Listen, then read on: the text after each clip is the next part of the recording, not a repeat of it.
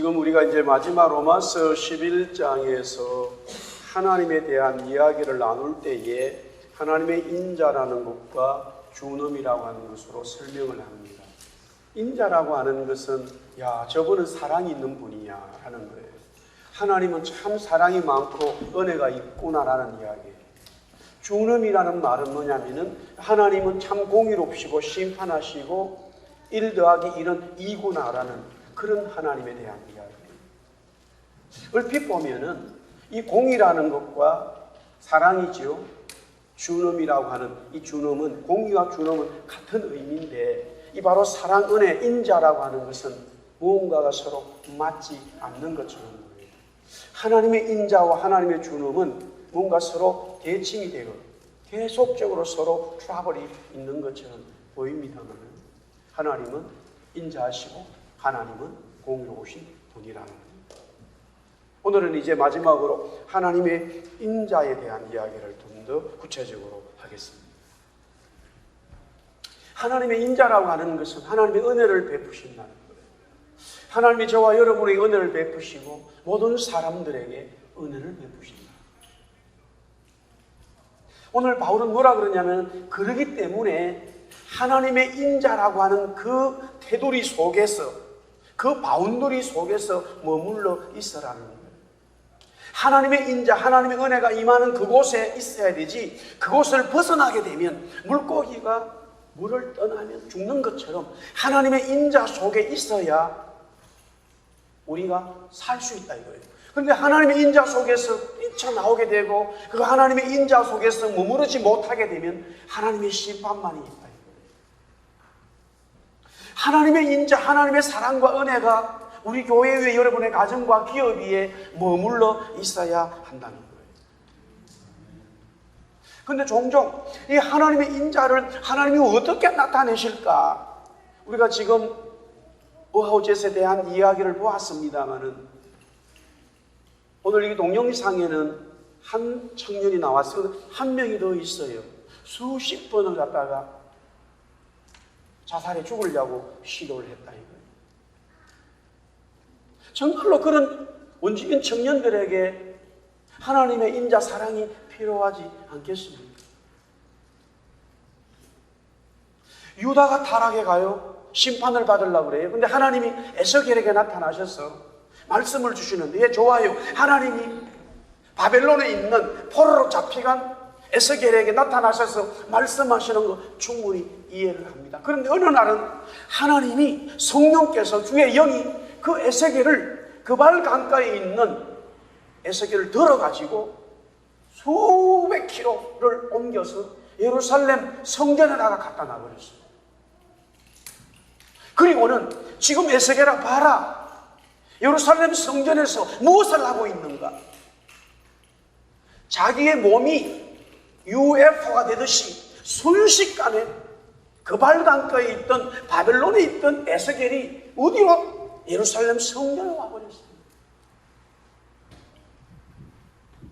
그러면 여기서 우리가 생각해 볼 게 있는데 그것을 다 보여주시고는 다시 하나님은, 하나님의 영은 에스겔을 다시 들어가지고 원래 있던 자리로 갖다 놔버렸어요. 갈 때는 괜찮은데 올 때는 하나님 내가 계속 여기 있을게요.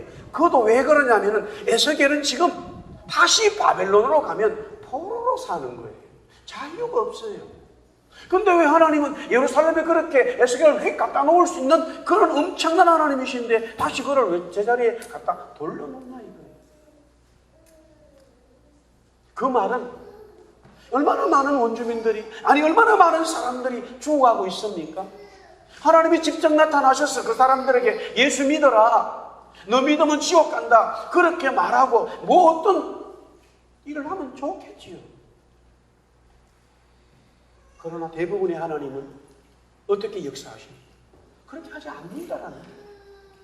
부족하고 연약한 우리를 통해서 하나님의 인자를 얘기하라는 거예요. 하나님이 사랑한다고 말하라는 거예요. 우리 보고 가라는 거예요. 그리고 나서 그러면 하나님이 하신다는 거예요. 하나님이 우리가 필요하지 않죠. 하나님의 인자가 그렇게 굳이 우리를 사용하셔서 해야 할 이유가 없습니다. 그럼에도 하나님은 우리 보고 하라는 거예요. 우리가 왜 이 좋은 날, 얼마나 오늘 날씨가 좋습니까? 오전도 아니고 오후에 어중간한 시간이에요. 여기 와서 하나님 앞에 예배하는 것.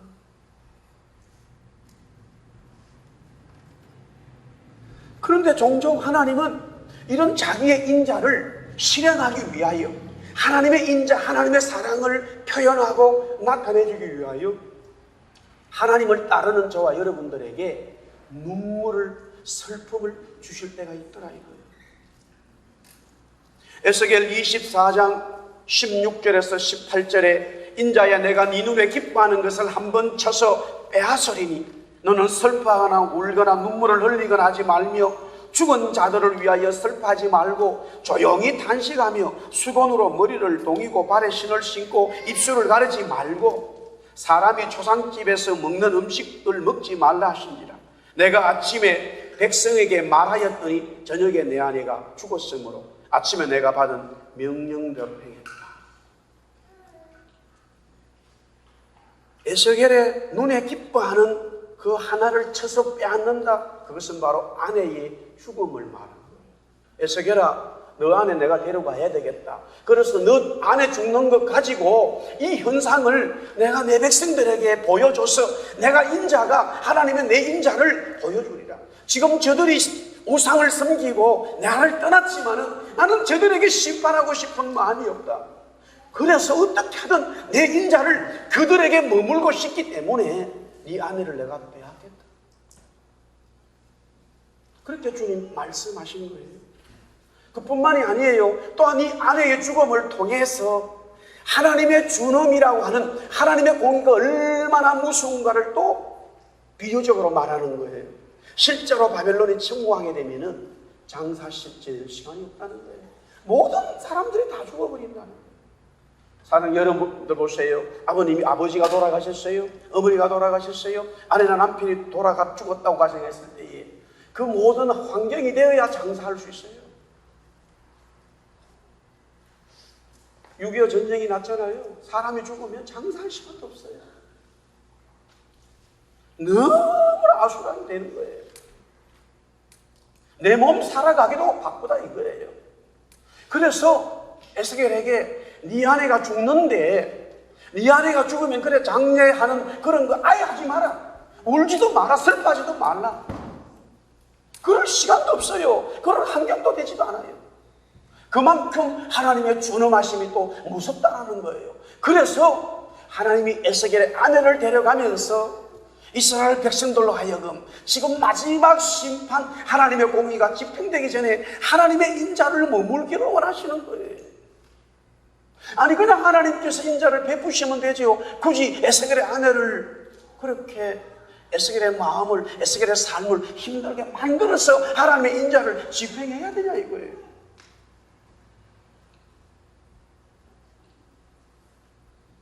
하나님은 자기의 가장 사랑하는 아들을 이 땅에 보내시어 우리를 위하여 십자가에 죽게 하셨습니다.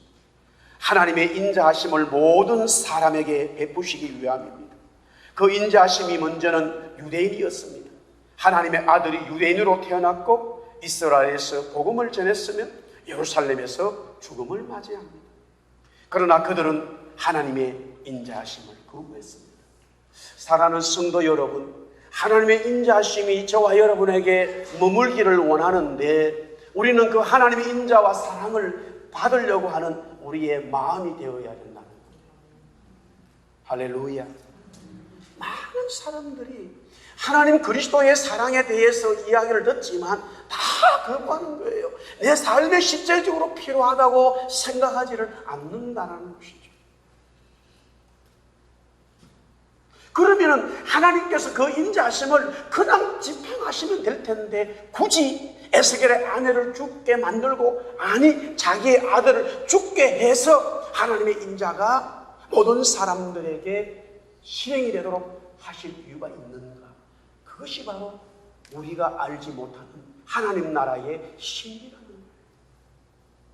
그래서 종종 믿음의 사람들은, 하나님의 은혜를 깨닫고 하나님의 인자하심을 맛본 사람들은 자기의 삶에 여러 가지 어려움들이 오고 정말로 자기의 사랑하는 것을 잃어버리는 그런 상황에서 하나님의 인자를 보았기 때문에 오히려 그런 상황 속에서 눈물을 흘리지 않고 오히려 찬송하고 찬양하더라 이거예요. 이게 신앙의 높은 영적인 하나님의 인자하심을 맛본 하나님의 사람들의 모습인 거예요. 할렐루야. 하나님의 인자는 오늘 본문에서 성경에서 세 가지로 설명을 합니다. 먼저는 하나님의 인자는 이스라엘을 우둔하게 함으로써 이방인 우리에게 임했다라는 거예요. 하나님의 사랑이, 하나님의 은혜가 이 이스라엘 사람들을 우둔하게 함으로써 우리에게 임했다라는 거예요. 오늘 25절, 27절 말씀 한번 같이 다시 한번 봅니다. 로마서 11장 25절부터 27절까지 다 같이 읽습니다. 시작. 형제들아, 너희가 스스로 지혜 있다 하면서 이 신비를 너희가 모르기를 내가 원하지 아니하노니, 이 신비는 이방인의 충만한 수가 들어오기까지 이스라엘에 들어는 우둔하게 된 것이라. 그리하여 온 이스라엘이 구원을 받으리라 기록된 바, 구원자가 시온에 솟아 야곱에게서 경건하지 않은 것을 돌이키시고 내가 그들의 죄를 없이 할 때에 그들에게 이루어질 내 언약이 이것이라 함과 같으리라. 여기에 먼저 오늘 본문에서 보면 이스라엘 중에 들어는 일부라는 거예요. 100%가 아니라는 거예요. 이스라엘 중에 일부를 몇 퍼센트인지 모르지만 하여튼 100%는 아닌데 그 일부를 우둔하게 만들었다는 거예요. 여기서 우둔하다는 것은 두 가지의 의미가 있어요. 하나는 악하다는 것이고 하나는 어리석다라는 말을 함께 쓰고 있어요. 하나님의 인자가 지금 이스라엘에게 집행이 되는데 악한 마음이 들어가지고 그 하나님의 인자를 거부하는 거예요. 그렇잖아요. 하나님께서 이스라엘 백성들을 사랑하셔서 자기 아들을 보냈는데 그 아들을 죽인다 이 말이에요. 악한 마음이 든다. 그 다음에 또 우둔하다는 뜻은 뭐냐면 어리석다는 거예요. 어리석다는 거예요. 유럽 사람들이 아프리카를 이래 이제 탐험하면서요, 모든 동네 아이들이 그냥 이 돌로 놀이를 하는데 보니까 그 돌이 뭐예요? 다 다이아몬드. 다이아몬드로 그냥 놀아요. 다이아몬드인지 모른다. 유럽 사람들 눈이 휙 뛰어나거든요. 그걸 갖다가, 그러니까 어리석은 거예요. 무엇이 귀하고 무엇이 가치 없는지 모른다 이거예요. 하나님께서 이스라엘 백성들에게 은혜를 베풀었어요. 자비를 베풀었어요. 사랑을 베푸셨는데 이스라엘 백성들은 그 하나님의 사랑과 하나님의 이 인자를 진짜 모르는 거예요. 모른다 이거예요. 어리석다 이거예요.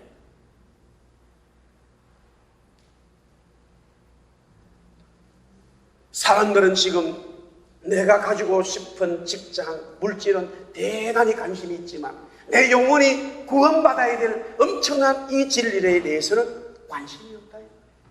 무엇이 지혜로운 자고 무엇이 어리석다라는 것을 우리는 잘 모르고 그러는데, 그래서 성경은 말하기를 구원의 은혜를 아는 것, 그것이 가장 지혜로운 자다라고 성경은 말씀하고 있는 거예요. 할렐루야. 제가 계속 요새 그런 인문학 책들을 계속 이렇게 한 달에 2권씩 제가 사서 정독을 하고 있는데, 정말로 동양이나 중국이나 이 유럽 사람들 2000년 전이나 어마어마합니다. 이 아이. 똑같은 사람인데 어떻게 똑같은 사물을 보고 어떻게 그런 생각들을 하고 말을 할 수 있을까 놀라워요. 그러나 정말로 그들이 지혜로운 자일까요? 성경은 말하기를 하나님의 구원을 깨닫는 자가 지혜롭다. 어리석은 우둔한 자가 되었다. 그러면 왜 그렇게 하나님이 그렇게 하셨을까? 바울이 질문을 던져요. 사람들이 질문을 던져요. 오늘 저도 여러분들 함께 왜 그렇게 하셨지? 왜 이스라엘 백성들의 일부를 우둔하게 만드셨지? 꼭 그렇게 하셔야만이 이방 사람들이 구원의 은혜를 받을 수 있지?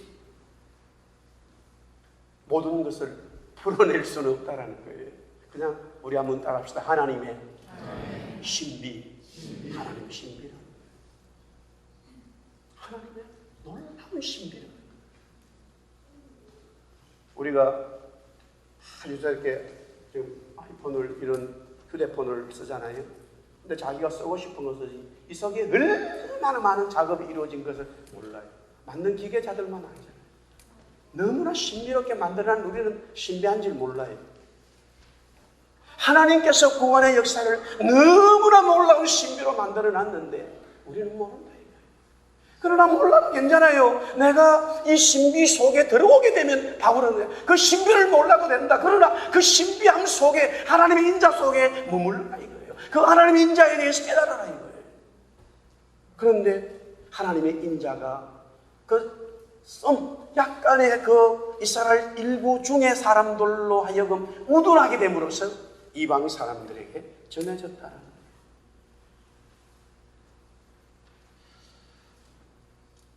오늘 여기 계속해서 26절에 보면 구원자가 시온에 솟아 야곱에게서 경건하지 않은 것을 돌이키신다라는 말이 있어요. 이 말씀을 굉장히 바울은 중요하게 다루는데, 요사이 지금 그 이스라엘의 회복에 대해서 부르짖는 사람들이 많은데, 당연히 이스라엘, 혈통적인 이스라엘도 구원을 받아야 되는 거예요. 그런데 오늘 뭐라고 그러냐면은 그 일부의 사람들을 통해서 이방인들이 이제 그 구원을 받는데, 그 이방인들의 표현을 뭐라고 했냐면 온 이스라엘이라고 그랬어요. 따라합시다. 온 이스라엘. 여기서 중요한 단어예요. 온 이스라엘이에요. 앞에 나오는 이스라엘은 혈통적인 이스라엘이 있고, 뒤에 나오는 온 이스라엘은 모든 이방 민족들이 구원받는 사람들을 그렇게 표현한 거예요. 그런데 그렇게 표현할 수밖에 없었던 이유는 바로 26절 말씀에 구원자가 시온에 쏘고 야곱은 경건하지 않은 것들을 돌이켜야 된다는 말이에요. 이 구원자라고 하는 것이 시온에 쏜다는 말은 하나님의 아들 그리스도가 구원자로 오신다는 거고, 혈통적인 야곱 이스라엘 백성들은 구원을 받아야 될 사람들이라는 거예요. 혈통적인 이 야곱의 후예들은 구원을 받을 사람들이라.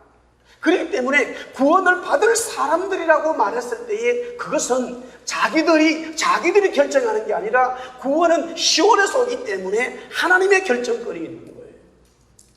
그래서 바울은 이방 민족의 모든 사람들이 온 이스라엘이 될 수 있다라고 하는 것을 이 말씀을 통해서 설명을 하는 거예요. 어쨌든 이스라엘의 일부를 우둔하게 함으로써 저와 여러분들에게 구원의 은혜가 임하게 되었다라는 거예요. 할렐루야.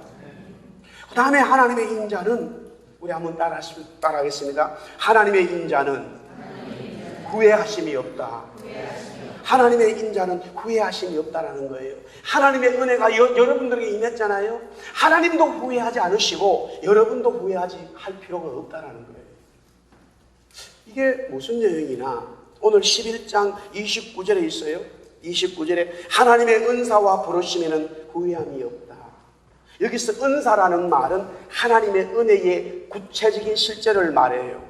하나님이 아들 예수 그리스도를 우리를 위하여 죽게 하심으로 하나님의 은혜가 실제가 임했다는 거예요. 보세요. 구원은 그리스도로 말미암아 받고, 성령의 선물들은, 은사는 성령에 의해서 받는데, 내가 성령 받았다, 나에게 성령이 임재했다라고 말할 수 있어요. 그때 성령은 보이질 않아요. 그런데 성령 자체는 보이지가 않는데 그 사람이 성령을 받았다고 하는 은사, 선물들을 가지고 있어요. 방언도 할 수 있고요, 병도 고칠 수가 있고요, 기쁨도 생기기도 하고요. 할렐루야. 그것은 다 하나님의 성령이 주시는 은사들이에요. 그 자체가 성령님은 아니에요. 성령께 주신 선물이다 이 말이에요. 그래서 은사라는 말을 썼는데, 사실 원래 은사라는 말은 은혜에 대한, 하나님이 주시는 은혜와 사랑에 대한 실제적인 거예요.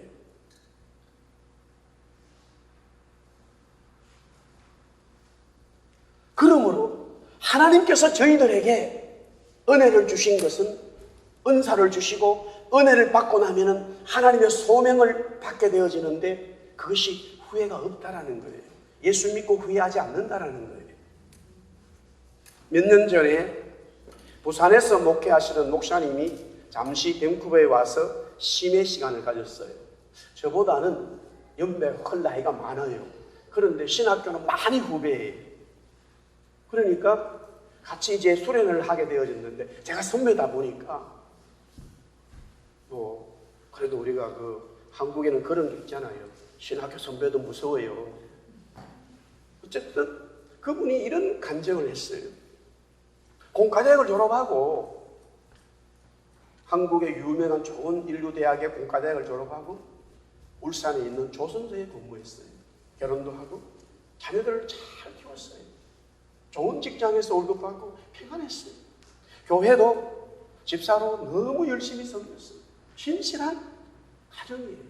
그런데 어느 날 하나님이 계속적으로 이분에게 콜링을 하셨어요. 목사로 부르셨어요. 신학교 가라는 거예요. 그러나 자기는 나이가 많기 때문에 주저주저했는데 결국에는 하나님의 부르심에 응답을 하고 우리 총신을 왔어요.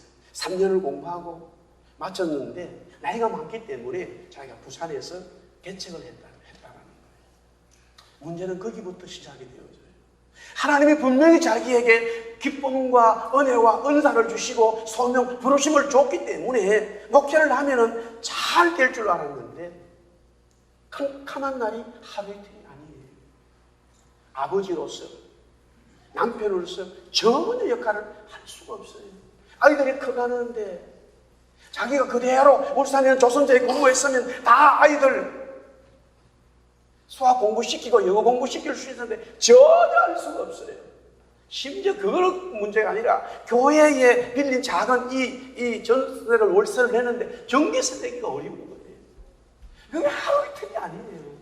여러분들 생각해 보세요. 계속 그렇게 진행되어지면 하나님이 나를 부르시고 목사 세우기 내가 괜히 왔나? 내가 괜히 목사 되었나라고 후회할 수 있다 이 말이에요.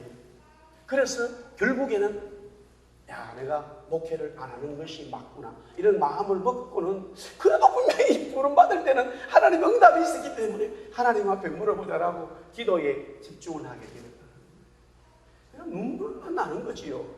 그렇게 시간이 하루 이틀 쭉 가는데 하는 말씀은 아무도 없다가 어느 날 하나님이 자기에게 어디 성경을 읽어보라는 거예요. 근데 그 성경이 이 말씀인 줄 전혀 몰랐다는 거예요. 딱 그 성경의 말씀이 읽어보라고 그러는데 읽어보니까 하나님의 은사와 부르심에는 후회하심이 없다는 말씀이에요. 너 지금 목회 힘들었다고 해서 후회하는 거 아니야. 내가 너를 부른 거 후회함이 없어. 너도 후회함을 그런 마음 먹어서는 안 된다는 거예요. 할렐루야. 그래서 다시 힘을 얻고 목회를 하고 있습니다. 바울은 그리스도의 부르심을 받은 이후에 삶이 더 비참해졌어요. 그는 지식인이에요. 그는 지도자예요. 다마스쿠스 가기 전에 그는 굉장히 인정받는 총망받는 그런 젊은 지도자였어요. 그러나 그가 그리스도의 부르심을 받고 그리스도의 은혜를 받고 하나님의 성령의 은사를 받은 이후에 그의 삶은 너무 비참했어요. 죽을 때까지. 그러나 그는 한 번도 후회한 적이 없어요.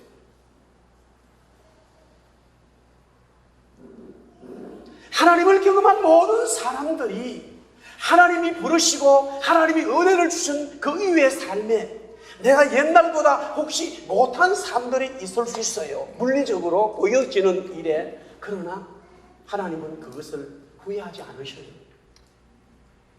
또 우리 또한 하나님의 은혜를 알고 하나님의 소명을 깨달은 사람들의 특징은 후회함이 없어요. 할렐루야. 후회함이 없어요. 혹이라도 그냥 새가 내 머리 위에 휙 날아가는 것처럼 내 머리 위에 하늘에 날아가는 것처럼 내가 밴쿠버에 괜히 목회했나 하는 그런 것은 있을 수 있지만 그 새가 내 머리 위에 앉아가지고 네스트를 만들 수는 없어요. 둥지를 틀 수는 없다. 저도 마찬가지예요.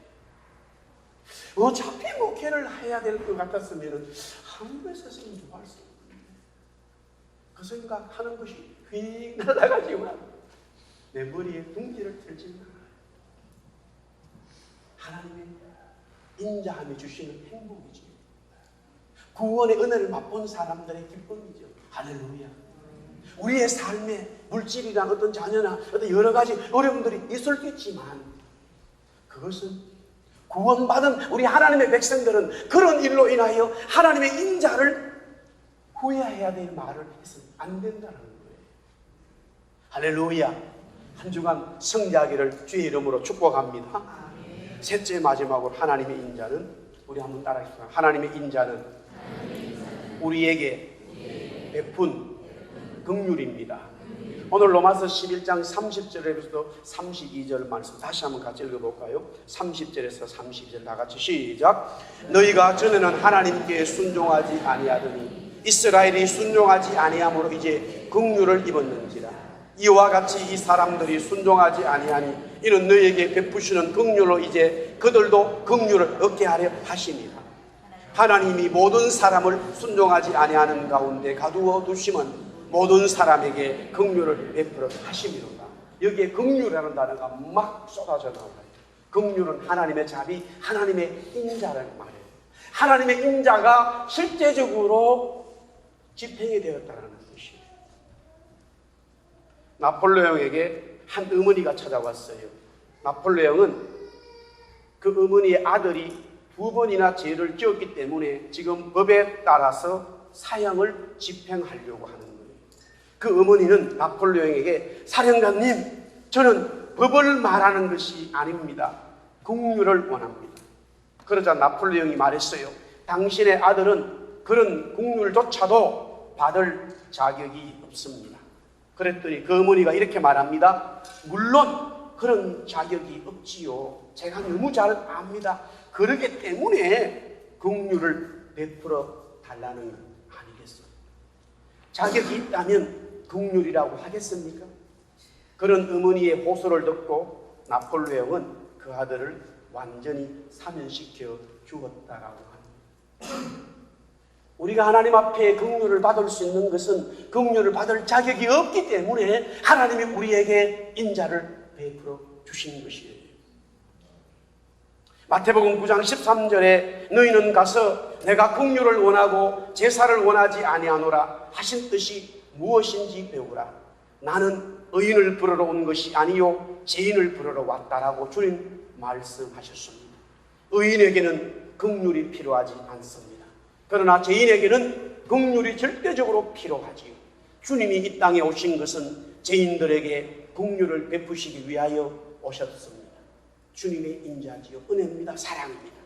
물론 제사 예배를 원하지 않는다는 말씀이 아니에요. 하나님께 드리는 예배에서 하나님의 긍휼을 바라보아야 된다는 거예요. 우리가 하나님 앞에 예배하면서 하나님의 절대적인 긍휼을 바라보고 예배하고 우리의 삶을 통하여 하나님의 도우심이 없으면 나는 살 수 없다라고 하는 그 하나님의 긍휼을 바라보는 자를 하나님이 긍휼을 베푸신다는 거예요. 할렐루야.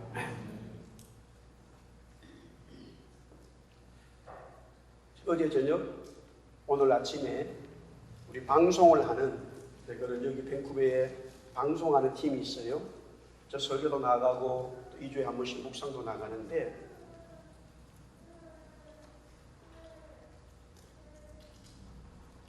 이런 내용이 있어요. 지난주 나나이모에 원주민 선교를 간 밴쿠버 지역 한 교회가 있습니다. 두 아들과 어머니 근사님이 함께 갔어요. 그 둘째 아들은 그 교회의 전도사예요. EM 전도사예요. 사역을 마치고 돌아오기 전날 원주민 마을에서 그 근사님이 하나님의 부르심을 받았어요. 그 근사님의 남편은 방송으로 선교를 감당하시는 제가 잘 아는 장로님입니다. 그래서 그 글이 떠올랐어요. 그 중에 어떤 분이 이런 글을 올렸어요. 생명의 주인이며 주관자이신 하나님, 왜 이리 눈물이 납니까? 내 친구, 제가 이름 밝히지 않을게요. 누구 웃자지요. 누구 근사님의 환한 미소가 눈에 선한데 주님은 그녀를, 그녀의 남편을, 그녀의 아들들을, 그녀의 영적 가족 식구들을 너무 사랑하셨습니다. 그녀를 선교 현장에서 받으심에 감사드립니다. 두 아들과 같이 눈물로 복음의 씨앗을 뿌린 땅에서 받으셨음을 감사드립니다. 그 땅에서 흘린 그녀의 땀방울 수와 같은 열매가 나타날 줄 믿습니다. 이렇게 글을 보냈어요. 카톡에다가.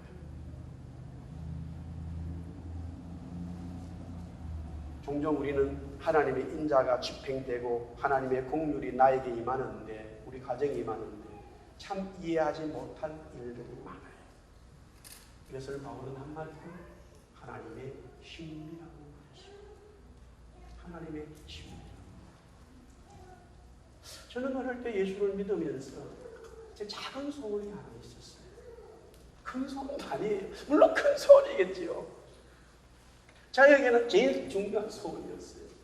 그 하나님의 긍휼이 저에게 임했는데, 하나님 우리 육신의 아버지에게 임하셔서 우리 아버지하고 나와 같이 한번 찬송 한번 하게 해주세요. 교회에서 찬송 한번 부르게 해주세요. 정말로 눈물로 부르겠어요. 하나님은 저에게 그런 목회자의 가정도 아니고 장로님의 가정도 아니고 집사님의 가정도 아니고, 그것도 예수 안 믿는 가정이지만 예수 안 믿는 아버지가 너무나 유명한 주님을 좋아하시는 그런 분이었어요. 그 주님은 술주자 주님이다. 동네에 얼마나 유명한지 몰라요. 그런데 저에게 하나님은 공로를 베푸셨어요. 그렇기 때문에 저는 당연히 하나님 저에게 그런 은혜를 주셨는데 우리 아버지에게도, 저 술꾼 아버지에게도 임하셔서 예수 믿고 아버지하고 함께 교회에서 찬송 한번 합시다. 그게 제 기도 제목이었어요. 그러나 하나님은 듣지 않으셨어요. 하나님은 나에게 긍휼을 베푸지 않으셨나? 아버지 돌아가시고 어른들이 이야기하는데 지나가다가 들었어요. 이제 헌칠이는 아버지 없는 아이야. 저놈은 아버지 없는 놈이야. 이러더라고요. 야, 그 소리 듣는데 굉장히 순간적으로 칵 마음이 그렇더라고요. 제가 그러셔서 나는 아버지 계셔. 하나님 아버지 계시지. 나는 하나님 아버지 계셔. 그러니까 교회 와서 아버지 하고 더 불렀어요. 하나님 아버지. 육신의 아버지는 없지만은 하나님 아버지를 불렀어. 지금도 그 아버지가 좋아. 로마서 5장 6절에서부터 11절에 우리 한번 다 일어나서 같이 한 말씀을 읽고 우리 찬송합시다. 우리 다 일어납시다. 로마서 5장 6절에서 11절. 이미 본 말씀입니다만은 우리 한번 같이 다 같이 한 목소리로 다 같이 6절에서 11절 다 같이 해서 시작. 우리가 아직 연약할 때에 기약토록 그리스도께서 경건하지 않은 자를 위하여 죽으셨도다. 의인을 위하여 죽는 자가 쉽지 않고 선인을 위하여 용감히 죽는 자가 혹이거니와 우리가 아직 죄인되었을 때에 그리스도께서 우리를 위하여 죽으심으로 하나님께서 우리에 대한 자기의 사랑을 확증하시느니라. 그러면 이제 우리가 그의 피로 말미암아 어렵다 하심을 받았으니 더욱 그로 말미암아 진노하심에서 구원을 받을 것이니 곧 우리가 원수 되었을 때에 그의 아들의 죽으심으로 말미암아 하나님과 화목하게 되었은즉 화목하게 된 자로서는 더욱 그의 살아나심으로 말미암아 구원을 받을 것입니다.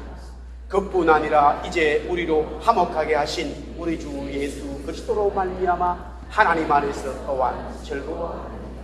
할렐루야. 하나님의 긍휼이 저와 여러분들에게 연약했습니다. 하나님의 긍휼이 저와 여러분들에게 죄인 되었을 때, 하나님의 긍휼이 저와 여러분에게 원수 되어졌을 때 하나님이 긍휼을 베풀어 주셨다. 그래서 바울은 말합니다. 이 하나님의 긍휼을 경험하는 사람들은 어디에 살든 못 살든 즐겁고 감사하고 찬송하고 찬양하는 거예요. 한 주간 찬송하고 찬양하기를 살아계신 예수님 이름으로 축원합니다. 우리 하나님의 인자하심을 쫓아 우리 한번 두 손 높이 들고 우리 한번 같이 찬송합시다. 하나님의 인자하심을 쫓아 이제